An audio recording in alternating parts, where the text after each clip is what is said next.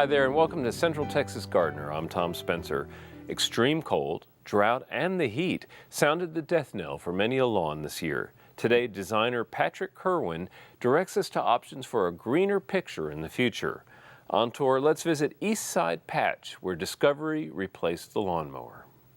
Discovery is the password to this garden. One discovery is how their house in East Austin looked in 1890. Another for Leah and Philip Leverage was learning to garden with the same respect for water resources. But unlike in 1890, these days anyone can discover what's up at the East Side Patch. Now that Adeline and Nathan are on board, they're learning along with their parents. We never even mowed our yard. We had to hire somebody to mow our yard. So when we moved here, it was trial and error gardening to make it a nicer place to be. There's a sea of Bermuda grass out the back here with really large lantana bushes underneath the post oak, which really, it was just a continuous hassle. Mowing, breaking the blades because of the plastic blade would hit the lantana. So we just got really tired of doing that and thought there must be a better way. Yeah. So we spent the whole first summer we were here digging up lantana plants and all the vines that had been untended here, and just basically cleaning everything out and not really worrying too much about planting anything, but trying to get it cleaned out because our dogs were scared to go in the back of the yard because the lantana plants were so thick and overgrown. Next on the renovation list was a pond. It didn't work. Undaunted and inspired by a friend's stock tank version, they went for Plan B. Philip added a feeder pond to dechlorinate water before he pumps it to the fish pond. They used the soil from the pond dig to build up well-drained mounds that add further dimension to the flat space. And it just gradually spread out. I mean, we started landscaping in a little area and then just progressively tackled the next area and the next area after that. You have to start somewhere. You just have to get going. At one point, we had a couple of pathways running up from here to the back of the lot, but the rest of the yard we covered in pine bark mulch, so that we just covered an expansive area, and it stayed like that for quite a few years. And that was a good thing because it killed whatever was left of the Bermuda grass. And at the end of it, when we started to form the pathways, we just raked that mulch back, and sort of, you could see where the pathways, where the curves were going to go, and that really helped define the shape of the beds. Back. Are you back? Come on. We started buying bags of decomposed granite and quickly found out they don't really go very far. So then we started getting into the bulk deliveries, and yeah, that helped. Yeah, you just have to keep plugging away at it and just do a little bit here and there as you can, and that's what we did. We would just get a few plants and we'd put them in and we go, wow, that doesn't look like we did anything. But then, after you do that for a couple of years, then it starts filling in. Plants grew so fast, including one of their first, clumping giant timber bamboo, that Philip is never denied a moving or a redesign project. He's always out here ripping something up, or building something and then taking it back down, or... Yeah, if it doesn't work, change it. Yeah. Philip's geared for precision, aligned with creative unrestraint. I think there's an element of contrast. I think that the lines and the definition of the beds contrast with a looser formed planting style, as it were. And those two elements work really good together.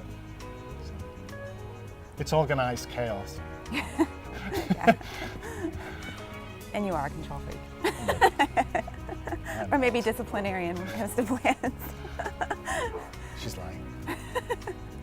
In their drought-hardy, no-kill garden, they want to nurture wildlife.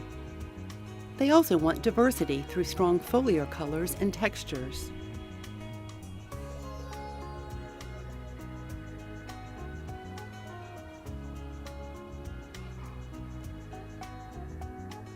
the contrast between the softer flowers and the spikies, as it were, that just works for us.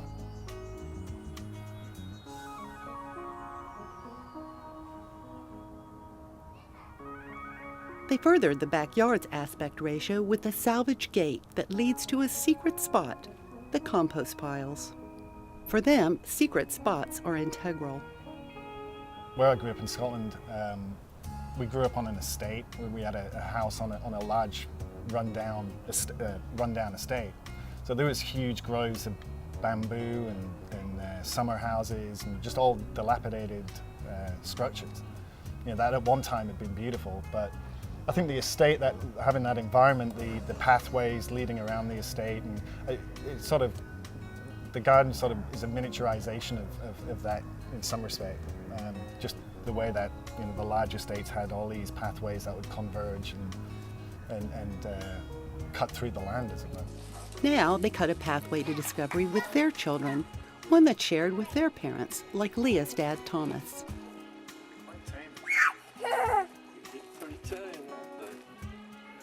The kids have found tunnels all over the yard. There's like little back areas that they go down, and they play that they're bears, and there's lots of nooks and crannies. Yeah, lots of fantasy play that can go on back here, for sure. We didn't ever set out to have like a playscape yard or a yard that, a garden that was gonna have, big playscape areas or anything in it. You can't beat a stick. Can't beat a stick. Stick is the greatest toy.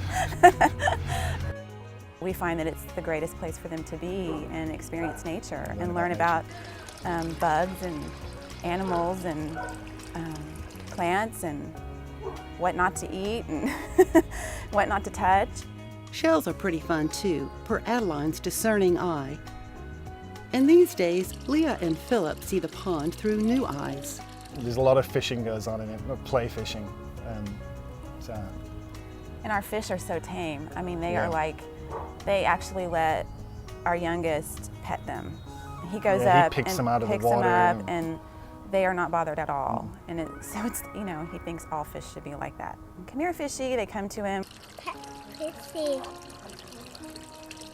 For us, as well as the kids, there's always something to be discovered back here. Go see the bee. What else is on there? Is there a butterfly?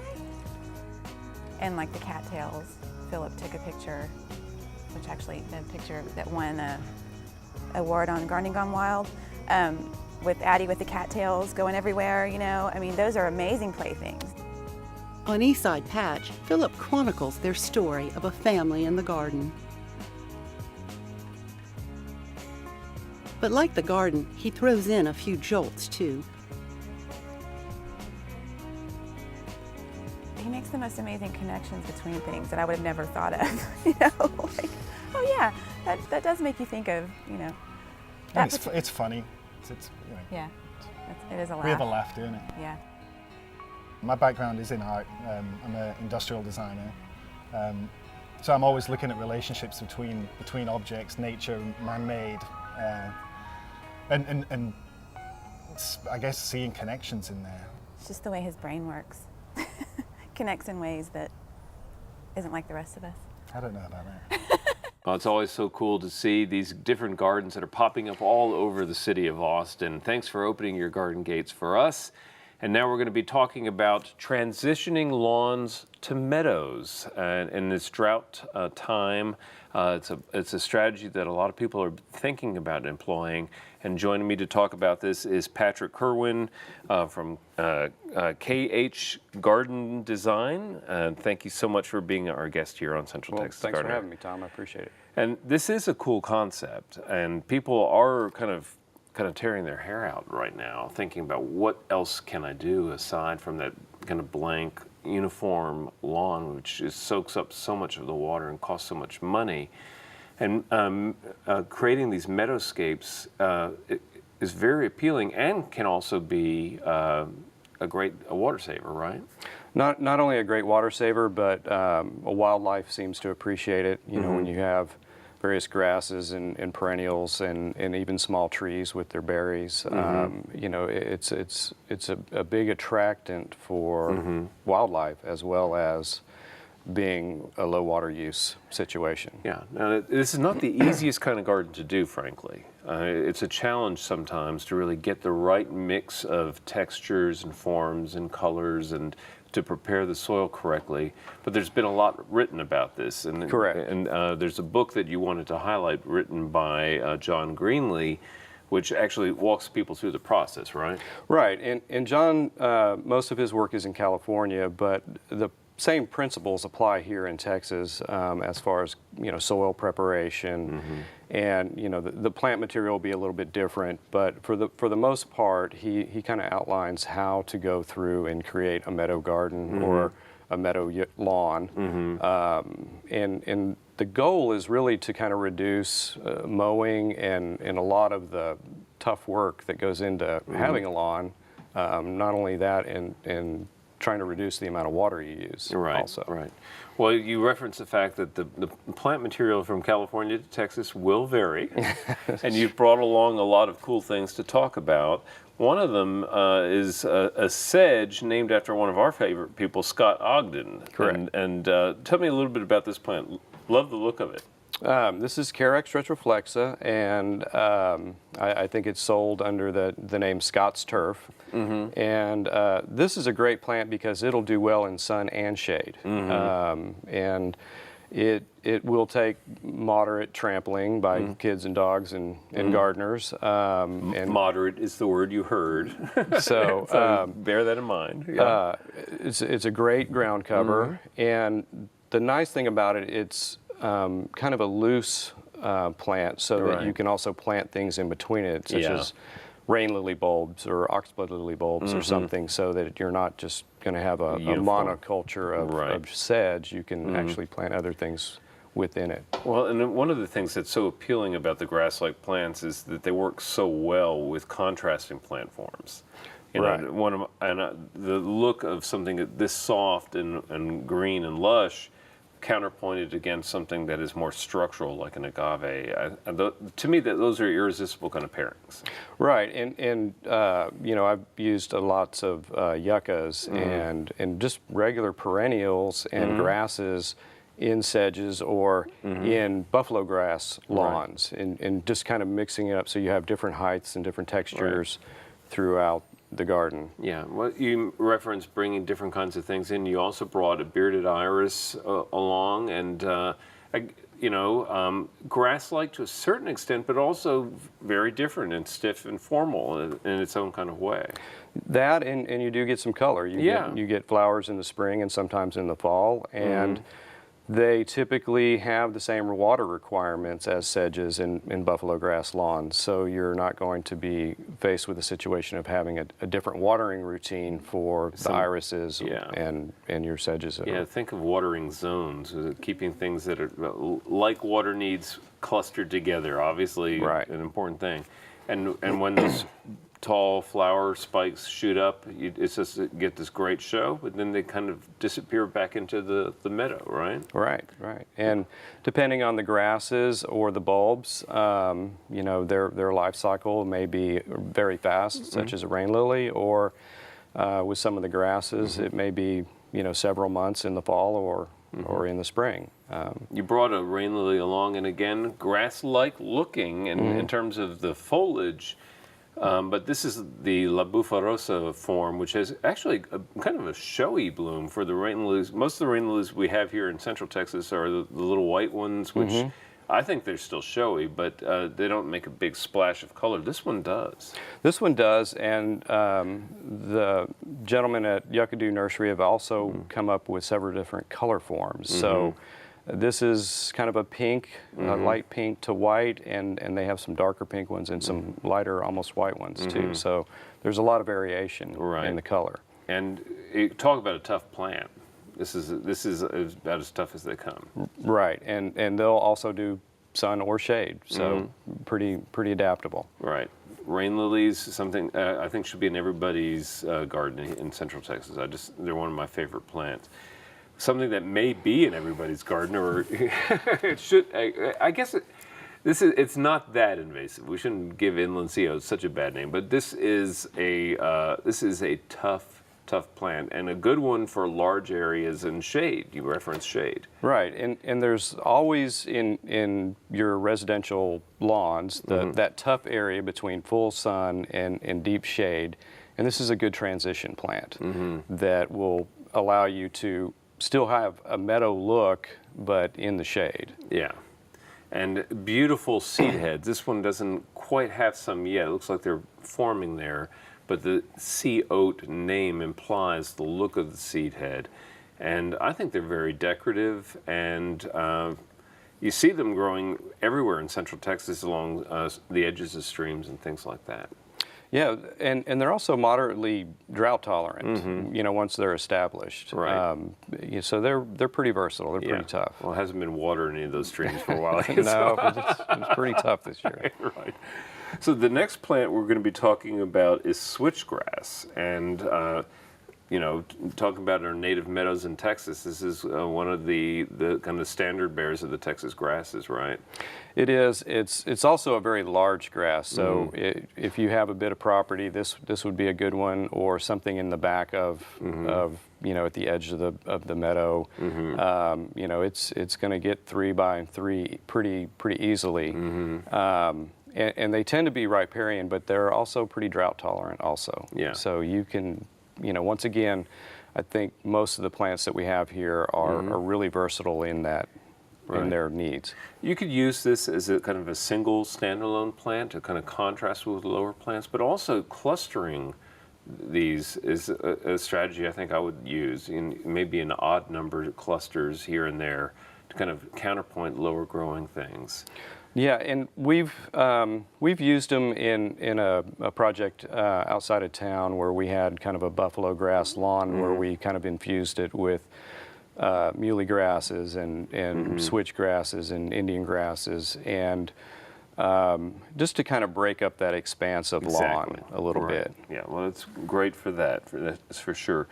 Next to it is Indian grass, and this is another one that can get pretty tall, right?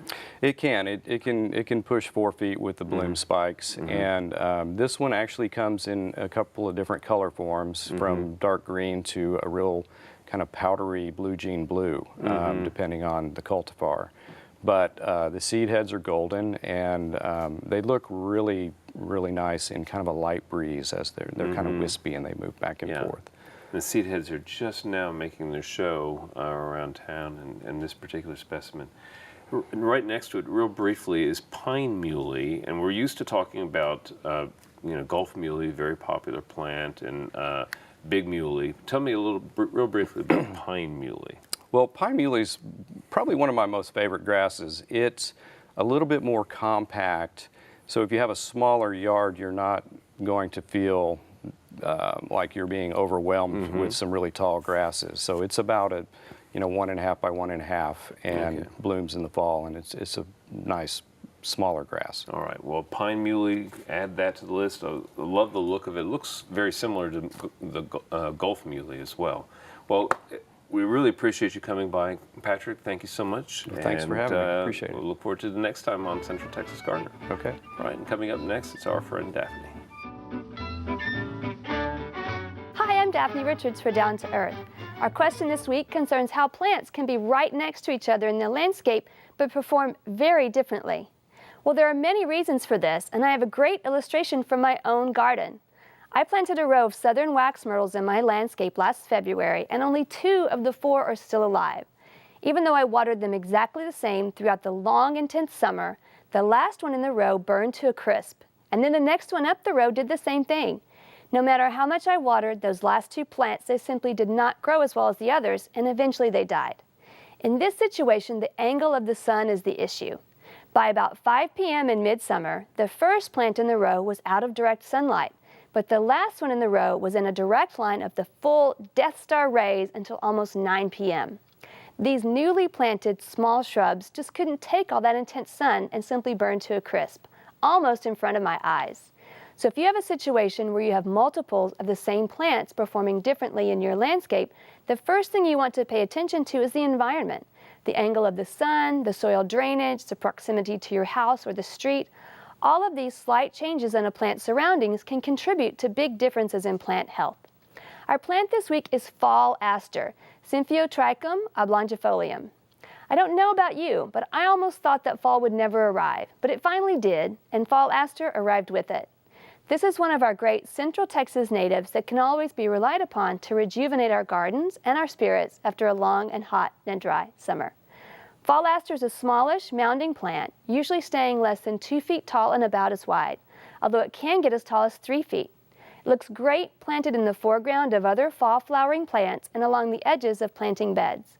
These little guys are simply covered in flowers at this time of year, making them a real showstopper in the autumn landscape, just as almost everything else is beginning to get ready for a long winter's nap. The flowers are a delicate blue-purple, almost periwinkle color with yellow button centers. Bees obviously love this plant, and it serves as a crucial source of nectar for them at this time of year, when so little else is blooming. Fall aster is a perennial and is hardy all the way to zone 4, so it has no trouble at all with our winters here in Central Texas. Prefers well-drained soil and needs very little water once established, so be careful not to overwater it. And as with most of our native low-water use plants, fertilization is really not necessary. Cutting them back in the spring reinvigorates growth and makes the plants bushier and healthier and encourages the plant to form more flower buds.